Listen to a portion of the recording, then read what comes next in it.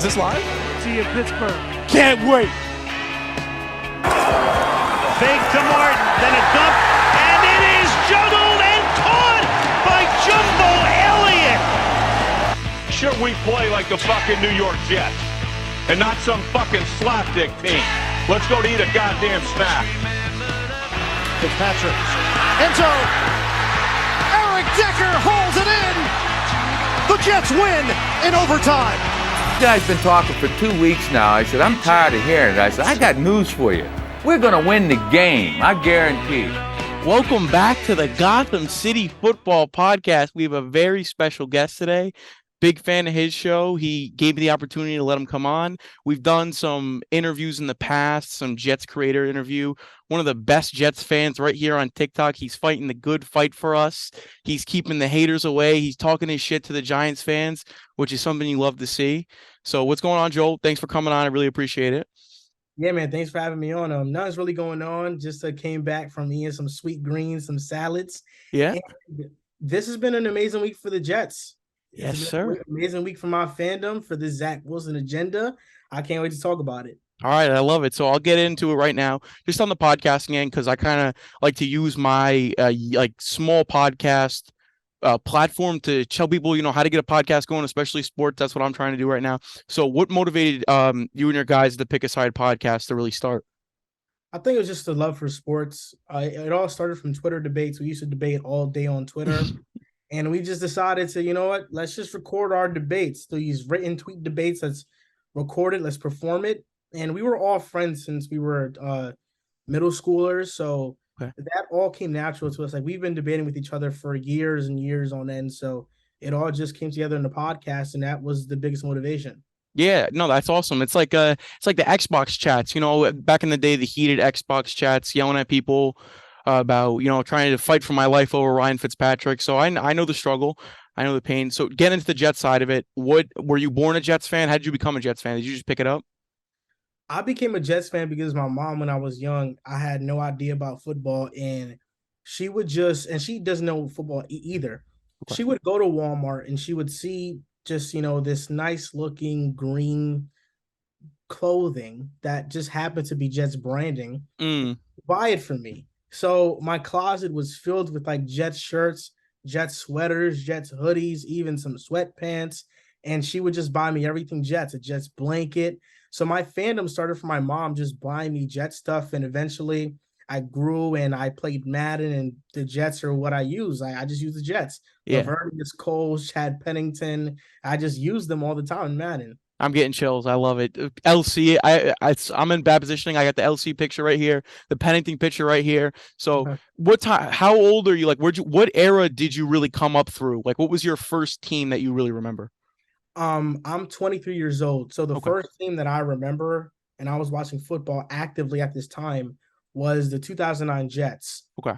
So 2009, 2010 Jets with Mark Sanchez, those AFC championship appearances. So my Jets fandom started off really high. I mean, just expecting winning every season. We're just winning. And then since 2010, we haven't been back to the playoffs. It's been tough. It's been a tough run. I would say a similar time I got in. I'm a little bit younger. I just turned 19, so I gained consciousness in the Steelers loss.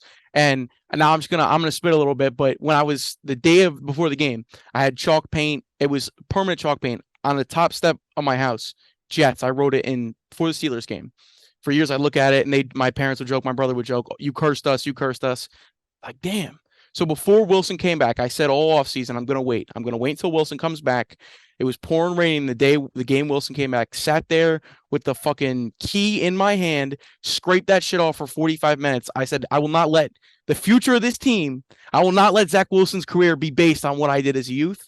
So, I like to take a little bit of credit. No, I'm just playing around. But so have you been to, I know I saw you made a post, you have been to a Jets game. So was that the first Jets game you ever went to, or do you have an experience from the first time you went? No, yeah, I've been to many. The first Jets game I've ever been to was Mark Sanchez versus the Chiefs. Okay. We blew them out. I forgot what the final score was, but it was some tickets my dad got, my cousin and my brother and me. We were like in the 300s, so like we were sitting high. Yeah. But all I remember is the Jets winning. And then at very like years later, I went to other Jets games with Ryan Fitzpatrick being the quarterback and Josh McCown. I try to go to one at least once a year. Yeah. Well, are you done for the year? You're going to try to get back out there? I know I'm going to the Bears game. Yeah. Anything No, else? I'm going to the Lions game later on in the year. Okay. Yeah, and then I'm eyeing up that Thursday night game right before Christmas. If that's a sneaky scenario, if we need to win that one to get close to the playoffs, it's a little Christmas present, if you know what I'm saying. I might go to that one. Yeah, no, Thursday night too, that could be big. Just in terms of, let me see. Like you mentioned LC and Pennington, did you have a specific Jet that you really like cling to when you were younger? Mark Sanchez. Mm-hmm. He was my favorite player. I thought it was going to be our quarterback. It's unfortunate what happened, but I had his jersey. And outside of that, Darrell Revis, I was a big fan of Sean Green. He was an excellent player. There's just so many Jets I can name that I'm a huge fan of. Yeah, no, that's awesome. And I was gonna ask before that Jets Chiefs game, was that the game when Marcus Peters threw a shoe into the crowd, or was that a little bit later on? No, it was not that one. It was later on. I actually went to it's funny because I went to two Jets versus Chiefs games. It was one of them in 2009 or 2010 with Mark Sanchez, and the second one was with Josh McCown, I believe. Or That might have been the game. it was one of those. But I know that we beat the Chiefs. We beat them pretty bad. Okay. Yeah, no, I mean, we kind of grew up in an era where it was tough, and now you see these young kids, like you saw the kid Johnny, who was one of the scouts. He's always getting the ice cream. These kids have it easy. I mean, I grew up going to school. I remember after the butt fumble, that was probably like the worst 2 weeks I've experienced besides the ghost game. That shit was terrible. But to move now on the current Jets, looking good so far. We sit at 3-2. I've never felt a high like this in my entire life. It's insane. But, from your perspective, where do you view Saleh in the long term? I know you guys were talking about on your recent podcast, you guys were bickering about Dable and all them and the Giants this, fuck the Giants. First of all, let me just say that. Let me get that out of the way. But compared to all the other newer coaches, right? Do you feel confident in Saleh? Do you think he's our long-term answer at head coach? I think he is. The signs have been positive. The team plays hard. I feel like Saleh's bringing a lot of what Todd Bowles brought. Mm-hmm. And Todd Bowles wasn't a bad coach. I just feel like after the 2015 season, the Jets didn't have a good roster. It's as simple as that. Yeah. So he never really got to showcase how good of a coach he was. But with Robert Saleh, he came in at a perfect time. Joe Douglas had some good drafts. He's having good drafts. We have the talent. We have 6 Rookie of the Weeks already in the first two and in the past 2 seasons, which is more than any other team. Zach Wilson, Brendan Echols, Elijah Moore, Garrett Wilson, Brees Hall, and now Sauce Gardner. That makes 6. We're heading in the right direction, and this defense has improved. I know that there was talk about the defense regressing very early on in the season, but the defense has improved. Robert Saleh is an energetic coach, and Mike LaFleur is a good coordinator. So as long as we have not just Saleh, but a good coaching staff around this team, then I think we should be fine. Yeah, 100%. And then, because I feel like this could be a baseline question, but I kind of want to break it down and get a little bit more extensive on it and, break down the tiers of it. So out of all of our rookies this year, with the exception, we'll keep Ruckert out and we'll keep Clemens out, but Mitchell, because Mitchell did play a big role in those first few games with Mekhi going down. So out of Sauce, Garrett Wilson, Jermaine, Brees, and Mitchell, where would you rank them on how they've impacted our wins this year? From your personal view, who do you think has the most impact, top to bottom, helping us win this year? Sauce Gardner, Garrett Wilson, Brees Hall. I get stuck on Jermaine Johnson and Max Mitchell. It's pretty interchangeable. Mm-hmm. And just to get your side of it, because I don't recall, it's been a little bit, but I was very adamant against not Jermaine. I have no problem with Jermaine. I was just a big fan of Linderbaum going into the draft, and 74 is my favorite player of all time. I grew up playing center. I'm a thick guy, so I love Mangold, and I wanted another Mangold. Like I wanted a Mangold I could go through his career. So from your perspective, looking at it, when it happened, how did you feel about Jermaine and then Brees too? Because I really wanted a safety. I love Brisker and Petrie. What was your not only expectations, but what were your thoughts and reactions on those picks when it happened? Honestly, I think the Jets aced the draft. I mean, we could look back at it and we can say, yeah, the Jets should have done better here and there. Like, for example, what if the Jets take Tyler Linderbaum? And what if instead of Brees, they go Jalen Petrie, who has been amazing for the Texans? And then with that third round pick, they take Damian Pierce. You know, that those are all possibilities, but looking at it in hindsight, Brees Hall was the best running back prospect in the draft. Jermaine Johnson was supposed to be a top 15 pick. He fell all the way in the draft. And Tyler Linderbaum, despite him being a good center, he's also undersized, and he's not a Nick Mangold. Like, I think he's going to be a fine center, but he's not Creed Humphrey. Yeah, I agree. And Creed comes from down south. I mean, they're pushing tractors. They're, taking care of cows and pigs and shit. So obviously, I'm joking, but I 100% agree with you. I catch flack a lot. I make it known in my space, which is people I talk about football with. I don't really value running back from a team perspective, but I see it translating to wins. Jermaine proved me wrong within the first 2 weeks. I was like, you know what? Done. Change my computer screen to Jermaine, because for me, it's once you're on my team, I'm going to root for you. I just love the team and the fact that they're contributing, and I hope Jermaine gets better soon. I know he went down with the injury, but the transition to a second-year guy, the man in the spotlight, the Prince, Zach Wilson. I kind of want to get your thoughts. There's been a lot of talk of Will hasn't done enough, and I'm talking about from the outside perspective. He hasn't done enough. He hasn't shown it. He can do more. What do you think on kind of how they're using him so far, and they're kind of easing him into it from my perspective? How have you felt about that? Do you want it to get more ramped up for him? Do you want them to take their time? I think it's fine how they've been using him because, for one, Zach Wilson's coming back from a knee injury.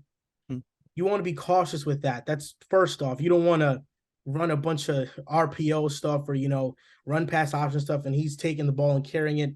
You don't really want to put him in harm's way. You want to make things easy for him, especially as a quarterback. The biggest thing is rhythm, and Zach Wilson is a player that once he gets into rhythm, you saw in the Steelers game where he's going to rack off these completions. He's going to string them together. So Zach Wilson, I think so far in his career, he's shown everything.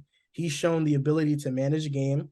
He's shown the ability to lead a game-winning drive, and he's shown the ability to make off-script, off-schedule throws and have us looking at him like, wow, we've never seen this from a Jets quarterback before.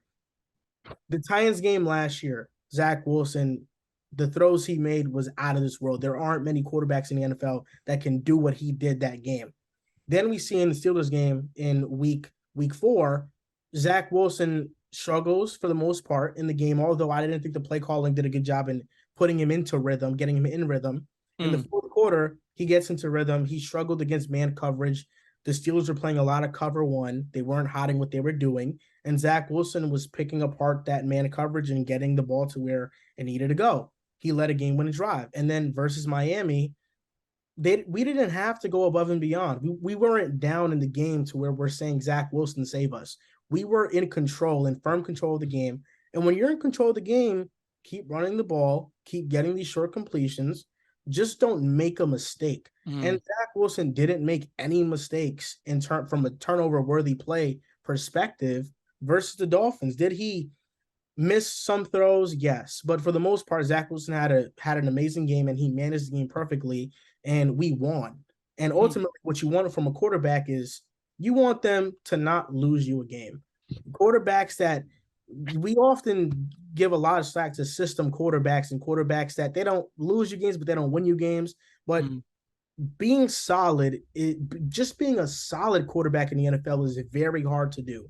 And Zach Wilson right now, his trajectory is first becoming an NFL quarterback, looking like an NFL quarterback week in and week out. And then as he grows and as he becomes more comfortable, we'll see that star blossom. But right now, we don't have to expect him throwing for 400 yards and 4 touchdowns like Josh Allen for him to have this stamp of approval. Yeah, and the cliche with the Allen stuff is everybody's Allen now. Fucking Daniel Jones is Josh Allen. I can't even off the top of the head, I can't think, but that's going to be the thing for many years to come. This guy's Allen. This guy's Allen. What I love from Wilson, and I got to say that Steelers game, like it was just so surreal to me. I'm so unaware of it. Something's never happened like that where I forgot what was happening when we drove at the end. I forgot we scored a touchdown. I'm used to the Jets being down 10 with 7 to go and, giving up a field goal, and now we got to score 14. But he made it seem easy. It was so stress-free. And I watched it again. I have the all 22. I just love it. And I know one thing kind of all Jets fans pointed out last year was the fact that he's got to get rid of the ball. We've seen that so far. What is he taking, like 3 sacks? That's been a big thing. And then just the short passes, like get that shit down. We know he can toss it. We know he can yuck it up. I have my own take to get your take on it too. I really fucking broke down that first interception against the Steelers. He was thrown to Jeff Smith. Not gonna blame Jeff, not gonna blame, but I think it was more of a great play on the corner. And then obviously the Conklin one, fucking stone hands. But, just moving on, I just want to transition to Sunday. What do you think? You think we got a shot? You think we can beat those cheeseheads? Yeah, for sure. I think we have a good shot. Their defense is struggling. It's bottom 20 in DVOA. Their offense isn't an explosive play offense. We just have to keep everything in front of us. Really, there's nobody on the package that scares us vertically. And our defense 100%. Is playing great. So because of that, if we can force a turnover, even though Rodgers is very safe with the ball and efficient, if we can maybe force a fumble, get some turnovers our way, and just start the game off with a good game script and get Zach Wilson into rhythm, we can win this game. I think this is an upset alert. Yeah, I mean, I hope so. I could see it. It's a matter of conquering the fact that we are not the same old Jets. We can't go out there and lay an egg. We can't let them run over us. And, I heard you talking about the Miami game too on your podcast. It's bigger than we face Skylar Thompson. It's proving not only to us as the fans that we can go win a back-to-back, we can win a divisional game, and not get ran over by the third-string quarterback. Do you remember the Matt Barkley game with the Bills? We all thought, oh, here's an easy one. Then we got fucking 30 put on our heads. It's like just showing to us, Salah showing to us, Wilson showing to us that, hey, we're not the same guys. We might be wearing the same logo, might be playing in MetLife, but it's good to see. Now to go off, I believe if I'm doing the math right? So we already played 5, so we have 12 more to go.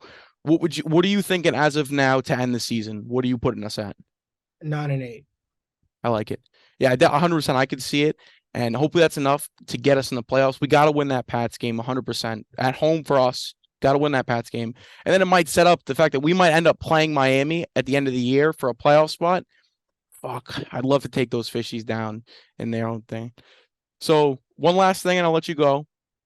We'll put the Jets aside for a second. What is your early Super Bowl prediction for this year? Whoa. I have the Bills in the Super Bowl. I think the Bills finally make it out of the AFC. And for the NFC, it's tough because I look at the Eagles and they're playing the best football right now. Mm-hmm. But something about the Cowboys. I think defense is elite, and when Dak Prescott comes back, their offense will start clicking eventually. I think this Sunday, the Cowboys and the Eagles, that game will be somewhat close. I'm not a big believer in Cooper Rush. He's been managing the game just fine, but he can't do anything above and beyond script. My Super Bowl pick right now is the Cowboys and Bills. Mm-hmm. I like that. The Cowboys are different, and I feel like from our perspective as Jets fans, we don't have this like internalized hate for the Cowboys. And I definitely know you probably hear it being around Giants fans all the time. It feels like a lot of fugazi coming out of the Giants fandom. Oh, the Cowboys always suck. Fuck, they got some weapons. Like, holy, like, you know what? I'll let it be. I like the pick. We got work to do on Sunday. Hopefully, get the win, get back into it. We'll go on to Broncos, take care of work. Thanks again, Joel. I really appreciate you. Have a good one. Let's go Jets, man. Thank you. Let's go Jets. No.